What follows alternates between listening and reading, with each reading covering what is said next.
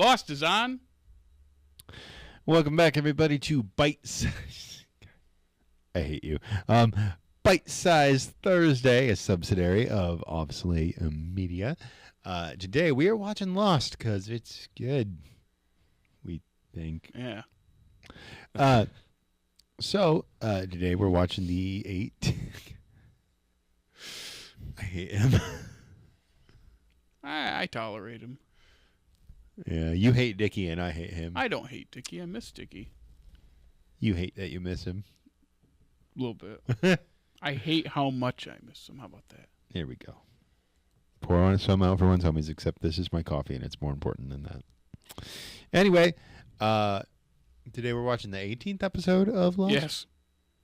And that's called D.O.C, as Aaron taught us last week, date of conception. It could be not that, but... It doesn't make any sense for it to not be that, now that you say that. Anyway, it's a Sun episode. Yep. I remember a thing where it's like, oh, well, this is when we decide, right now she thinks she's carrying Mr. Clean's yeah, I forgot his name. Baby. Yeah. But the guy that was tutoring her, the bald guy, hence why we call him Mr. Clean. Yeah, tutoring Yeah, her. tutoring her in English, right? But she's not told Jin that.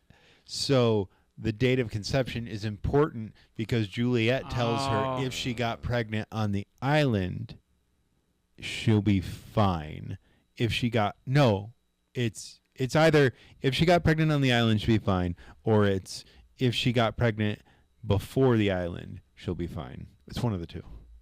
And isn't it also something about Juliet realize, like it's Juliet's like, you must have, or like she tells her, and then Sun realizes, Juliet realizes, this is the episode that makes Sun trust Juliet. Yeah. Which, okay. Again, is interesting. We were talking about that, how they hadn't referenced Sun's pregnancy in a long time. And that's because they can't give us a sense of time, because if we gain a sense of time within the context of this show, they can't just out of their heads like, oh, we've been here 60 days. Oh, we've been here 80 days. Oh, we've been here. And for what they're about to do with time, I think that's important. Yeah. Which they did a couple weeks ago tell us, because Paulo and Nikki, it was 80 days. Oh. They had it on screen. They had 80 days written down. Yeah. And I was like, okay, so at this point we're probably between 80 and 90 days that they've been there. 2 weeks after Thanksgiving is what Nikki said. Yeah, something like that. They've been there a while. Someone's probably written this all down. Like someone online has mapped out everything. Oh, yeah. The whole show. Haven't you seen one of the Lost timelines? It's kind of dumb. I bet. But I don't want to look at it. I'll look at it when we finish. Because I kind of want to go in trying to remember things without just reading it. So yeah, that's all. I don't remember anything else about D.O.C. Yeah. All right. Everybody ready? Yeah. ready. Well, then let's get lost.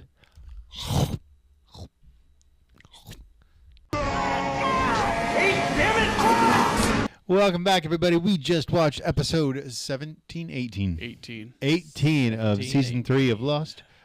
D.O.C, date of conception. Good call, Aaron. We got some bad news in this episode. Sun is not long for this world. There's hope, though, as Julia said. No, there was hope in the fact that she hated Ben. Oh, that is true. Anyway, I was thinking about the connection between the flashbacks and the A story, I guess. What's the B story in this? The B story is Naomi, probably. Yeah. Yeah. Or, yeah. It's got They're to kind of interchangeable. Like, I'm not sure. I guess Sun is the A, and then the B is Naomi and Mikhail. Yeah. Saving her life by puncturing a lung. That's what I would guess. I've always known that's what you do because of a MASH episode I saw as a kid, where they're out in a Jeep and invent it somewhere else and then remove the thing that originally punctured it. Yeah, they use a pen. It's like who's there. It's like Father Mulcahy is with the patient, and like Hawkeye or someone talks over the radio and has him like take the stuff out of the pen to use as like a chute, and he has him like puncture, and then you gotta like blow into it or something, or suck out real quick. You have to like that to get airflow. It was something like that. I always remember they used a pen to just stabilize them before they could get them somewhere where they could operate. Ugh. Yeah. Which is an interesting thing, because why would you put another puncture in a lung to stabilize a punctured lung? I don't know. I wonder if it equalizes the pressure somehow, or I don't know. I'm not a doctor either, obviously, but I wonder if it has something to do with, because the puncture has the blood rushing in, so if you do another puncture, that allows the air to come in. Because there's two exit points. I don't know. I don't know how it works. That's my guess. There's got to be specific spots where you do so as well. I don't know. We should ask Noah Riley. Who? Noah Riley. The guy from ER. The guy on the pit. Oh, gotcha. He was on ER? Yeah, he's one of the main guys on ER. I know nothing about when ER. he was like little boy. Gotcha. I was going to say, I know George Clooney was on ER, and that's the only thing I know about ER. Yeah. Yep. I'm old. I know. So, Son got some good news, though, as well as the bad news is Jin's scary. baby. It is Jin's baby, and that's a good thing. Not Mr. Clean's baby. Yep, it because they said conceived on the island, because the island fixes everything. She's one of the... That's why she survives. She's one of the Oceanic Six. Yeah. So she gets off the island. Yeah, I was thinking about, like, wait, does she give birth? No, but wait. I remember how their story ends, Son and Jin. Where's the kid? That's right. Oceanic 6. Kid's back in the real world. That's right. I forgot about that. But they're separated. She and Jin are separated again, right? Yeah, season because 4. Jin has to go back in time. Yeah, okay. So they're separated. Because Jin gets caught going back in time. Yeah, and they're separated throughout season 4 and most of 5, or is it in 4 that I think it's they meet like their fate? I think it's like they're separated at the end of 4 because she gets off the island and the island goes back in time. That's it. And then in 5, they're mostly separated and they're reunited for like 3 episodes in 6 or something like that. Something. They definitely make it to 6. Yeah. Okay. I could because not the end of remember their where that story happened. is one of the last things that I remember. Did you cry? I think I did. It's a pretty emotional scene. It's a very emotional scene. I remember it happening, being sad. Yeah. But yeah, that's one of those things where that's a very memorable part of the show, and I'd forgotten it until they're also some about of our season favorite 2. some of our favorite characters. Yeah, you had asked, like, why are they so interesting? Just their backstory, and I think it's their dynamic is very good, and then like the cultural differences between us 3 and them makes it more interesting to us. And then also just the way they work the narrative of the reason Jin became who he was because of the job, and she's kind of the reason he had to take the job. If that makes if I made that make sense. Yeah. So, and I remember, Jake, you said something about that being very good while we were watching. Like, oh yeah, that makes it really interesting. So they just have a really interesting backstory. They do. Mm-hmm.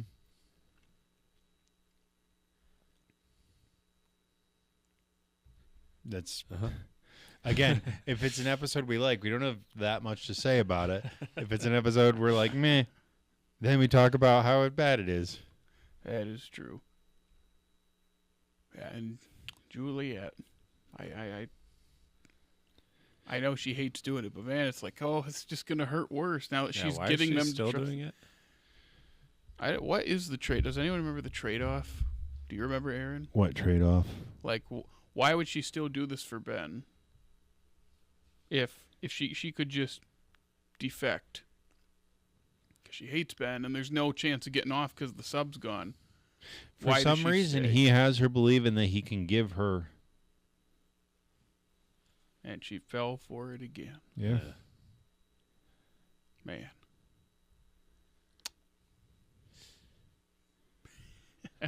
Yeah, it is another one of those, like, yeah, it's pretty straightforward. The one story is all just kind of boils down to, son, you're pregnant, and you got pregnant on the island, and then the other side is they saved Naomi's life, and Mikhail is still alive and roaming, even after the fence thing, which I had forgotten about. I had completely forgotten about that. I don't know why he showed up, like, oh, yeah, and then when they said the fence, I go, oh, yeah, I forgot about that. It's been a while since we saw him, so. Blech. Yeah. Yeah, well, and he apparently speaks a bunch of languages, which I believe. He's in the Russian army. He's a medic, too, so made sense how he could patch her up. And then, of course, the big reveal being at the end when Naomi says, no, 8:15, that can't be true. They found the plane. There were no survivors. And that's a big, what? Type thing. So, trying to think of other things that happened in the episode. I felt like there were a lot of flashback scenes for what was a pretty simple thing. You know, some episodes it doesn't feel like they flash back that much. And when we do a flashback, it's like, oh yeah, we're doing the flashback. And then other times we do it a ton. And in this one we do it a ton, but it's a pretty straightforward one. But I liked them. I liked her. I liked the scene with Jin's father meeting son. That was a good scene. So I'll say that. Just it works, and all three parts of the episode were working well, and I don't know. There's not much to say on it. It's a good episode. It's kind of ramping up for the end. Jake had said how this ever since the Apollo and Nikki episode, things were starting to ramp up, and then I had to correct it. I go, oh no, it's the Juliet episode, because we don't want to count the Kate episode. if you're right. So, yeah. So, but that's just how TV works. We've been talking about it all season. I said it a couple weeks ago. You care in the first couple episodes of the season a lot, and then it just settles down, and then they have to throw episodes in there to keep you interested, because then they ramp up at the end. That's why in the middle of these seasons we're like, man, watching a show feels like a chore, and then you get to that last stretch and you're, oh, the show is great. Let's start the next season. So, for how narratively manipulative TV is, it works. I wonder, it really does work. With the shorter seasons coming up, if there's going to be a little bit less of that. Yeah, I wonder. I mean, 14 next season. Yeah. For reasons we've talked about many times. But then after that, 5, 17, 6 is what? 18. Like, it's not like they're super short. They're shorter than they were, but also not as short as now. Like there are some shows now, it's like that needs to be longer. Like, what's an example? What's a good example? Obi-Wan. Well, there's one. That one. Are you talking about network television? Anything. I know one. The third season of The Mandalorian. Yeah, I like it, but it feels rushed. So I like it too. I feel like if you haven't watched Clone Wars, it doesn't mean as much to you. That is true. Yeah. So I should just tell people, then watch Clone Wars, because it's the best Star Wars show there is. Yeah. And I'd also say about that season, when we're talking about length, they do so much in that third season of The Mandalorian, and the episodes are so much shorter comparatively to the other two seasons. Yeah. For the amount of heavy lifting they do to get that story through, it doesn't feel earned, and I think a lot of people, instead of realizing that it's just a little rush, they jump to all this other stuff they complain about when it's fine. It's a fine season. I liked it. It's not as good as the first two, but I still had a good time. I think a big thing was they set up a big character thing that changes the status quo in the first episode for him, and then he undoes it by the end of the episode. And there's only, 8 episodes? So it's like, I feel like you could have had this last couple more episodes because this is a predicament he's not been in before, but they solve it right away. I think that was just rushed, and that's what happens when you have only 8 episodes. I think 10 to 12 is about the perfect number. Yeah. I think that's I was thinking 15. Yeah. I think it matters what show as well. Yeah. Which in that case, yeah. To make it, I'm assuming you're talking about The Mandalorian. I'm Yeah. sorry, my wife is talking to me. In that scenario, it's interesting because like when it started, didn't they say it was supposed to be like a Western, like he's just going on adventures that aren't necessarily connected? Yeah, it's more serialized. But then they started to connect it to stuff in season 2, and that necessitates more overarching narrative. Because like you're right. I'm assuming you were talking about when he went to go get cleansed at Mandalore. Yep.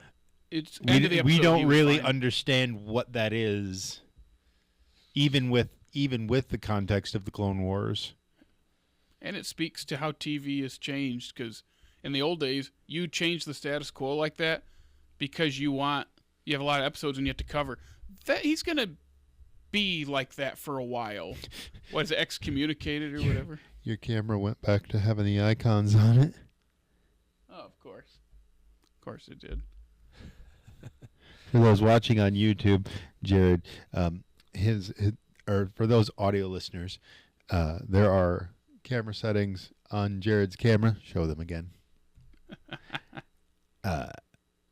Randomly, they will come back, and we forgot to press the info button. So, meh. Yeah. But anyway,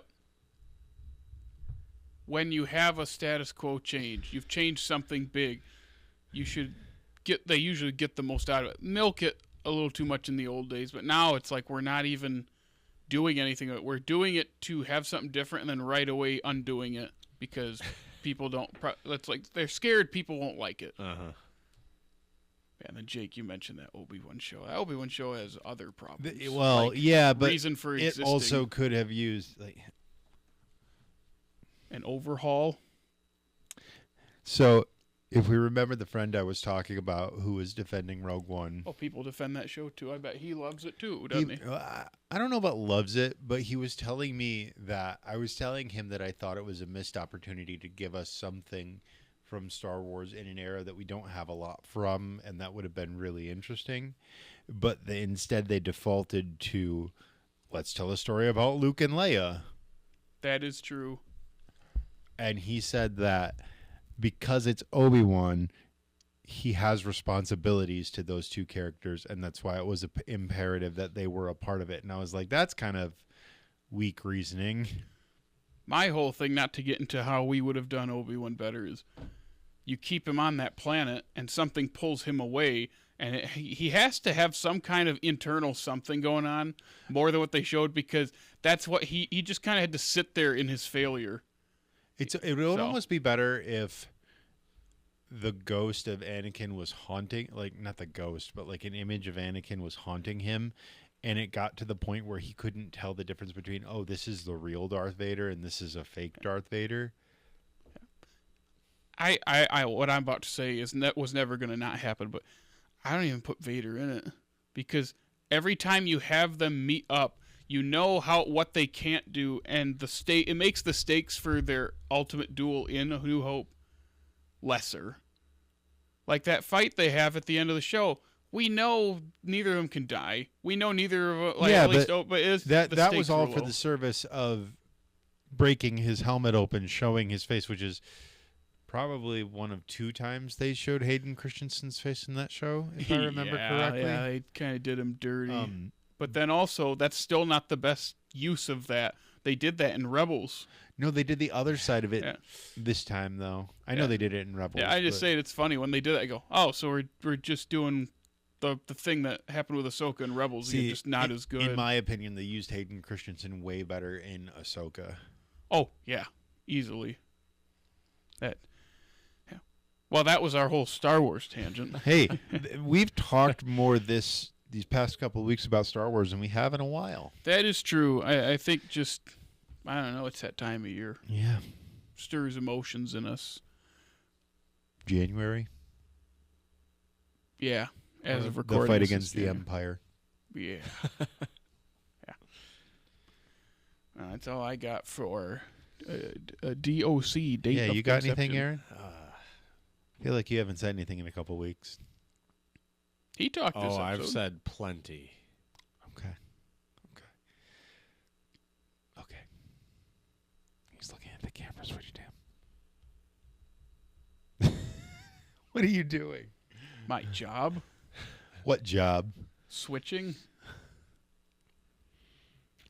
That's fair. Anyway, so those are our thoughts on D.O.C. Dagobah on crack. All right. That's why Luke kept going back. He was bringing Yoda his stash. That's how he imagined Darth Vader, and then On his head, crack. and then his head in Darth Vader's mask. That's right. The most disturbing part of that movie. That's freaked me out as a kid. Yeah, I think we said that in our episode about Empire with Dickie so long ago. Mm-hmm. So. Did we have to watch both of those? Yeah, his he top put those. 10? He put both of them in his top 10. And then 2 of the Indiana Jones movies. No, too? just one. Okay. Yeah, the first one. When's Aaron gonna come up with a top 10? I kind of want to watch movies again. Yeah, Aaron, you gonna make your list? I don't like movies. Thought so. Okay, that's fair. Anyway, if you want to come along on this adventure as we watch the Lost show, you could go back and watch some of our other posts on social media. Jared, where are those social media posts? You can follow us on Facebook, Instagram, The Funny, TikTok, and Twitter. And you can listen to us on Apple, Spotify, iHeartRadio, and hey, if it's YouTube, like, subscribe, comment, ring that notification bell. And hey, if it's YouTube, like, subscribe, comment, and ring that notification bell. Check us out, rate us. I just went in a circle again. I do it a lot. Yeah, I looked down for a second, and then I lost it. Oh, swing by our Groovy website. That's how I end this thing. And other than that, you can come on back next week as we watch season 19, episode 19 of season 3. And it's titled The Brig. I'm going to guess that it has something to do with a boat or a submarine. Possibly. Who's the featured character, you think? Michael. No. It's Locke. Oh. We haven't seen him in a while because remember he went with them. Ah. This is probably what he was up to for the last 6 episodes or whatever. Fair. Or how many episodes would that be? Did he kill his dad after he opened the door? And is that done already? Whoa. I don't remember. I forgot about that. Yeah. Because I remember he kills him. Maybe that's this one. Yeah, maybe. Anyway, we'll be breaking that down next week. Come on back. We'll be happy to have you join us. Other than that, fellas, let's get lost.